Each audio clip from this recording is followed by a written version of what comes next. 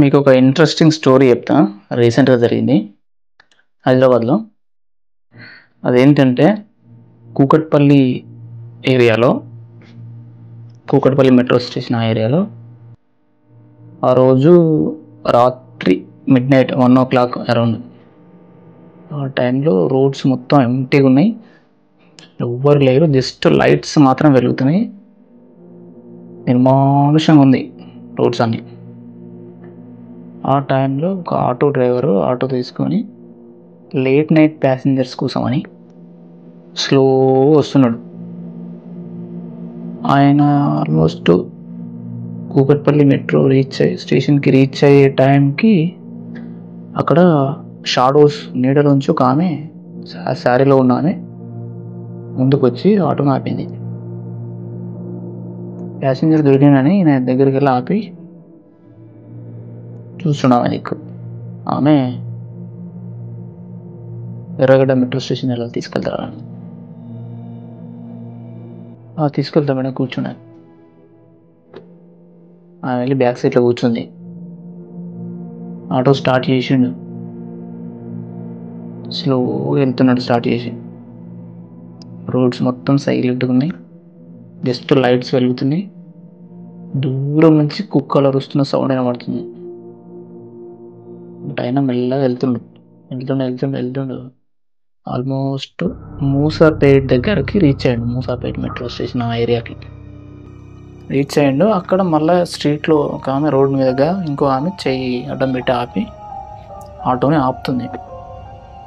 Auto slow చేసి ఆమె దగ్గర దాకా వెళ్ళి సడన్గా ఆమె ఇట్లా చూసి ఒక్కసారిగా భయం స్టార్ట్ అయింది. ఆమె చూశాను. ఇంతకుముందు పిక్ చేసుకున్న ఆమెనే మళ్ళీ ఆడ కనిపించింది ఆయనకు. అదే భయంతో సడన్గా వెనక చూస్తే ఆమె వెనక సీట్లో లేదు. She was not there in the back seat. కొంచెం ప్యానిక్ అయ్యాడు. బట్ ఏం జరుగుతుందో అర్థం కాలేదు. ఆమెకు అడుగుతున్నాడు, మేడం ఇంతకుముందే కదా మిమ్మల్ని నేను కూకట్పల్లి మెట్రో స్టేషన్ దగ్గర పిక్ చేసుకున్నా అని అడుగుతాడు. లేదండి, నేను 15 minutes నుంచి వెయిట్ చేస్తున్నాను ఆటో కోసం ఇక్కడ. మీరు నా అలాగా డ్రెస్ వేసుకుని ఎవరన్నా చూసుంటారు కాదు అని చెప్పింది. ఆమెతో ఏం ఆర్గ్యుమెంట్ పెట్టుకోలేదు. ఎక్కడికి వెళ్ళాలి మేడం అని అడిగాను. సేమ్ ఎర్రగడ్డ మెట్రో స్టేషన్ దగ్గర డ్రాప్ అయ్యండి అని చెప్పింది. చేతులు వణుకుడు స్టార్ట్ చేసినాయి. ఇక ఇద్దరు సేమ్ ఉన్నారు. సేమ్ లొకేషన్ చెప్పారు. ఈయనకి ఏం చేయాలో అర్థమవుతలే. కూర్చొని మేడం అన్నాడు. పోయి వెనక సీట్లో కూర్చుంది. ఆటో స్టార్ట్ చేసిండు. స్లోగా వెళ్తుండు. ఆల్మోస్ట్ రీచ్ అయ్యాడు ఎర్రగడ్డ మెట్రో స్టేషన్.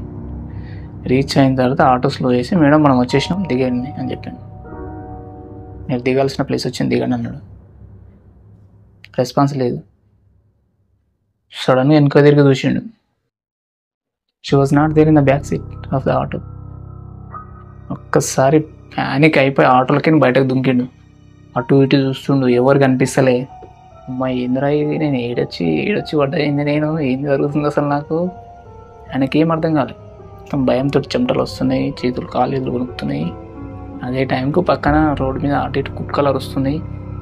లైట్స్ సైలెంట్గా ఉంది రోడ్ మొత్తం. ఒక వైల్డ్ అయిపోయింది ఆయన సిచ్యువేషన్ ఆడ. ఇక ఏం చేయను అర్థం అయితే సడన్గా ఆటోలో కూర్చున్నాడు. వచ్చి కూర్చొని స్టార్ట్ చేస్తుండు. స్టార్ట్ అయిపోలే ఆటో. దేని కూర్చారా అనుకున్నాడు. స్టార్ట్ చేస్తుండు. సడన్గా స్టార్ట్ అయింది. ఇక స్టార్ట్ చేసుకుని ఉరుకుతున్నాడు. పోయి ఇక ఇంటికి పోయింది చక్కగా. ఇంటికి పోయి ఆ రోజు నైట్ భయంగా ఉన్నాడు. మొత్తం నిద్ర పట్టలే. నెక్స్ట్ డే మార్నింగ్ స్ట్రైట్గా పోలీస్ స్టేషన్కి వెళ్ళి ఈ ఇన్సిడెంట్ గురించి చెప్పిండు. ఇట్లా జరిగింది సార్ అని చెప్పేసరికి వాళ్ళు కొంచెం ఇంట్రెస్ట్ తెలుసుకుందామని వాళ్ళు సీసీ ఫుటేజ్ చెక్ చేసి చూస్తే అక్కడ ఉమెన్ ఆమె కనిపిస్తలేదు. ఆటోలో ఎవరు ఎక్కలే.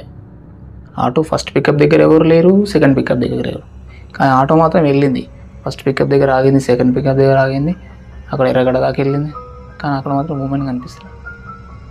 వీళ్ళు గట్టిగా బేరిచ్చినట్టుగా నువ్వు కావాలని చేసినావు ఏంది అన్నట్టుగా వాళ్ళు ఆయన అడుగుతూ లేదు సార్ నిజం సార్ ఆయన ప్రామిస్ చేసి అది చేసి ఏదో ఉందని కొంచెం వాళ్ళు గట్టిగా తెలుసుకునేసరికి ఆయన మెడికల్ రికార్డ్స్ చూస్తే తెలిసిన వాళ్ళకి ఏంటంటే ఆయన ఒక వారం రోజుల నుంచి బాగా మెంటల్ స్ట్రెస్కి గురై ఉన్నాడట.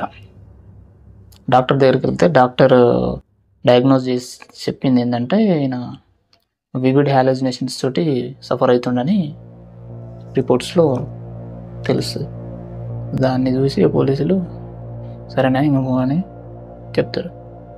బట్ ట్విస్ట్ ఏంటంటే ఆయన స్టిల్ అదే చెప్తున్నాడు, ప్రామిస్ సార్ నేను ఇదే చూసిన సార్ ఆయన పికప్ తీసుకున్నా నేను చూసిన లైఫ్ అదంతా దానికి వాళ్ళు వదిలేసి క్లోజ్ చేసారు అన్నట్టు.